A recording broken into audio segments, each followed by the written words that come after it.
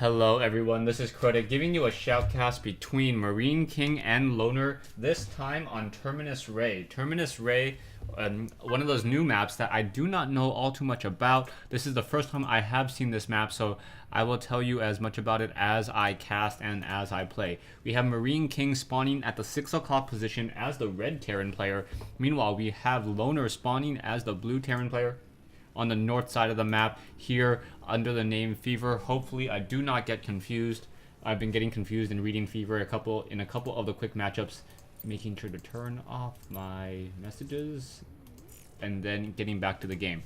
Taking a look at the production tab, SCV still being trained. We should be seeing supply depots coming down in just a moment. There's Loner setting up one here. Back over here we now also have a supply depot there, and that's interesting that there's actually a supply depot on the low ground.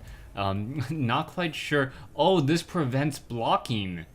Okay, so on this map, in order to make sure that your opponent cannot possibly block your ramp, the makers decided to actually include a neutral building on the low ground. So a lot of Zerg players and I guess some Protoss players will rejoice at the fact that this low ground already has a supply depot that can be cleared if need be. It can be raised and lowered. I don't know if it can be raised or lowered. I think it's just constantly lowered. So that is a little bit interesting to have an actual doodad on the field that prevents your opponent from being able to block your pylon or pylon block you, and then allowing Zerg to be able to more easily set up this expansion. Down over here you can see that there is an easy third base. That third base only has 6 mineral patches though, and only 1 Vespene geyser. So the third base, that really helps out a lot of Zerg players, as it allows them to get another hatchery up that's pretty easy to defend, but it isn't as broken for other players or other races, as well as you excuse me, as you do not necessarily have to take that expansion very early on. Back over here we now see SCVs now making their way out. There are some low ground Xel'Naga watchtowers that offer sight, and now SCVs are making their way out across the map. There is a lot of spawning locations, or a lot of walking distances in between these bases, and it feels like this map is a little bit bigger than Delta Quadrant, just because of the sheer area and in size. And now the SCV will be able to come up this ramp in just a moment. Same thing over here as well, going up the number 2 ramp. Loner going to quickly see that there is nothing here and then move along his merry way as well. And the backside does have a very large amount of room in order to hide some tech buildings. Same thing should be happening over here. Also also Banshees are not going to be nearly as effective as Banshees. If they try to do any Banshee harassment along this side here, they will have a lot of ground exposed to the bottom.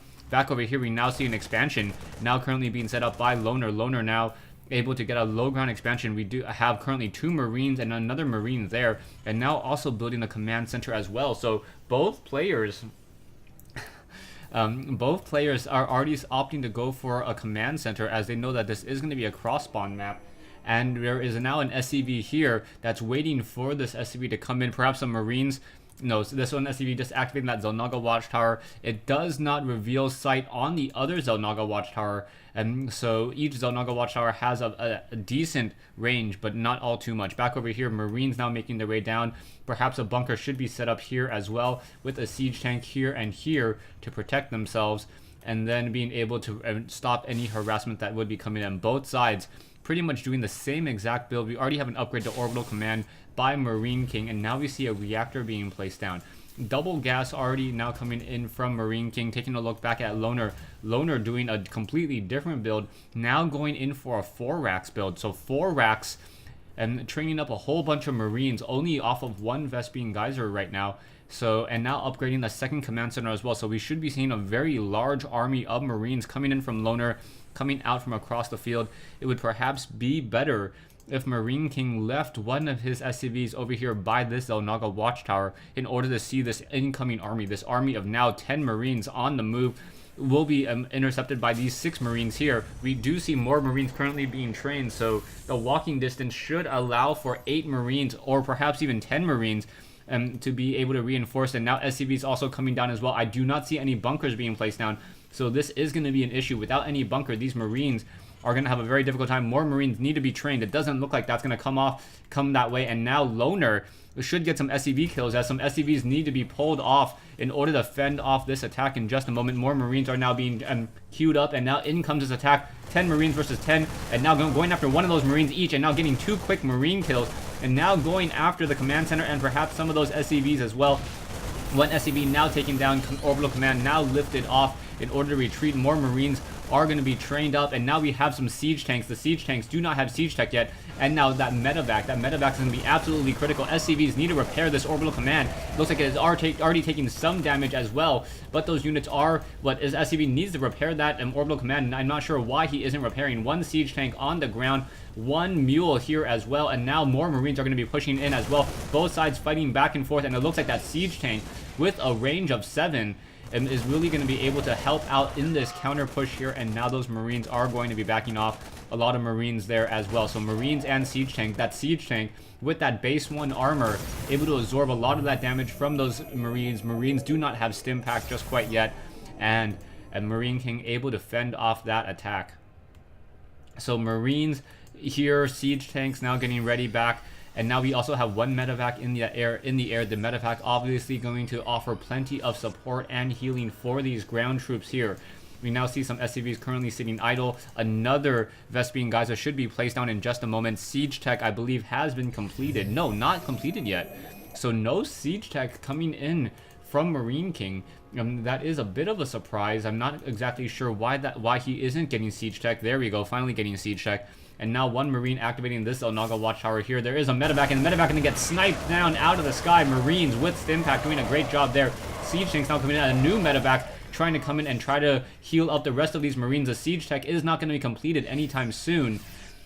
So it will be a little bit of time, and those Marines and Marauders maybe even try to stim in one more time to try to continue that push. Those siege tanks are going to be able to deal a lot of damage. The SCVs coming off the mineral line, and now the siege tanks and Marines trying to turn around, trying to deal some damage. More Marines now pulling back, and now quickly picking up the 2 siege tanks, and wow, making sure to save the more expensive units and pull back with them once again. There is one Marine down over here.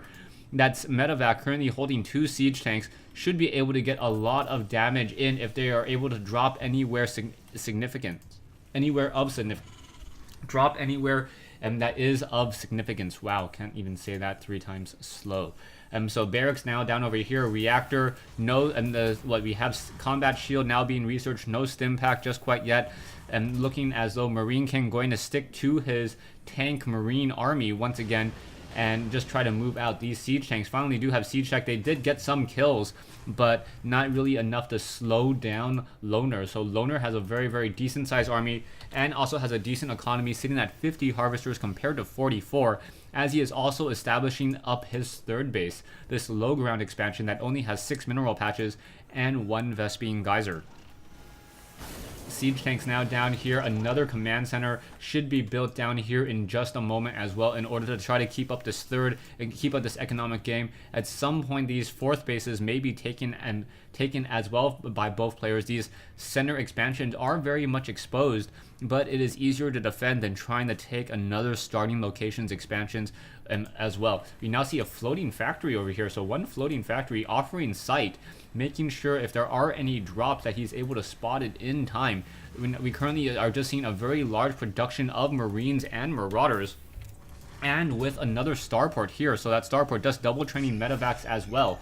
Marines do not have the weapons upgrade yet, as we see the level 1 infantry and level 1 armor upgrades currently being researched by Loner. Taking a look at MarineKing. MarineKing getting the level 1 armor upgrades, more medevacs as well. He may have gotten a reactor, yes, a reactor onto that starport, and training up more tanks. So those tanks will be able to get some splash damage off, but he has to be careful, as Fever, as soon as he gets those combat shield, those Marines are going to be able to take 2 to 3 tank blasts before they get shot down. And then maybe within that 0 range of those siege tanks, and those siege tanks, if they're relied upon too much, will get taken down with relative ease. A factory now just making its way over here, and I like this Venn diagram of orbital commands being set here on, I forget the name of the map. Oh my goodness. Anyways, and what I like about this is that it actually covers the natural expansion over on this side as well. So with this factory, he is able to see if his opponent tries to take an additional expansion. We now see medevacs, marines, and marauders trying to push through. There is a really small, narrow gap where there isn't any detection here. So the units may actually just try to push their way into this location and then just simply wait there. Siege tanks now on the move. Medevacs are in the air. Marine is down on the low ground. Marine gonna get quickly cleaned up there. And now are they gonna try to siege up? And no, they may catch this out of position here. Siege tanks trying to siege. Both sides battling in and out. Marines now pushing in, and those siege tanks were able to get off one critical blast. Those Marines now need to pull back around, and now they're playing a game of chicken as these siege tanks were just out of combat range here. Both sides continuing to fight. Marines now trying to stem back once again. Both sides doing a lot of damage, but there are just too many Marines and those siege tanks as they siege up, force Loner to try to go back into full retreat. And those 5 siege tanks, even though they haven't done that much damage, is the key to this army right now, as Loner wants to try to have a long battle but is unable to. Siege tanks finally sieging up, and now here we go. Siege tanks now starting to get some splash damage in there. There may be enough marauders and marines to finish off this. The siege tanks are a little bit spread apart, but it's not going to be enough, and the rest of these siege tanks are now taken down. Army-wise, 2,600 for MarineKing, 1950 for Loner. What we now see, Loner currently getting the level 2 infantry upgrades, 12 Marines now being trained in addition to 2 medevacs. This second command center, or third command center, now being placed down on this low ground, may also be another orbital command as well. As you can see, the sheer production capability of MarineKing off of all of his barracks, and also getting some siege tanks as well. You can see these Marines and Marauders now trying to pull back, and both sides are pretty even so far, but I would have to give a little bit of an advantage to MarineKing, especially as this army now trying to move out. There are a lot of medevacs in the air, and now gonna run straight into this group here, and now these siege tanks, Marines, are gonna simply try to stim in. Are the medevacs gonna turn around? No, they're gonna do a straight drop into this location here. There is one sensor tower, but is it gonna be enough? Doing a scanner sweep now, trying to push out, and now the main army, there is nothing here. MarineKing is going to suffer terrible damage if this drop does come into play, and it looks like it will come into play, dealing damage towards this expansion over here on the bottom right hand side, just as some SCVs are being transferred over, and Fever going to be able to shut down this expansion with relative ease. Siege tanks now try to siege up. No, not even going to siege up. SCVs now coming over as well, trying to get within that, make sure that the siege tank does not get taken down. No, gonna get taken down here. So MarineKing gonna instead just push out with his attack force and try to deal some damage of his own. But these Marines and Marauders have done so much damage already, shutting down this command center. And now MarineKing is currently only running off of 2 bases. Marines now trying to, perhaps going to try to stim in here. There are 2 siege tanks. Marines now battling back and forth. The Marines need to pull back just a little bit, but so many medevats in the air, and the sheer number of units coming in from Loner, and I believe Loner is going to take this battle. Yeah, Loner just completely changing the tides as I originally thought, as there is such a large standing army by Loner, enabling him to just fend off this attack. There are a lot of medevacs over here, healing up the rest of that attack force. Marines now trying to retreat. Medevacs, a lot of them in the air. But when you have that many medevacs and not enough ground units, that is a definite problem. More Marines are now still being funneled up and trained. Production-wise, you can see MarineKing now behind on minerals considerably. Only 1 mineral patch, 2 mineral patches left. Now doing some long distance mining instead. And this is going to hurt his economy significantly. Down to 660 minerals per minute. Back over here, we now see both sides battling, and now siege tanks trying to siege up. It doesn't look like they will be sieged in time at all. Marines are going to be able to finish off these attack forces. And now those siege tanks now trying to battle it through. Marines and Marauders continuing to push and finishing off the rest of that group there. And now MarineKing says GG. So MarineKing losing to Loner here. And yeah, here, I forget the name of the map. I think it's Terminus. Yeah. Anyways, MarineKing losing to Loner. I thought that he would have a decent enough attack force, but that 3 medevac drop over here by Loner was able to enforce and deal a lot of damage, shutting down this expansion.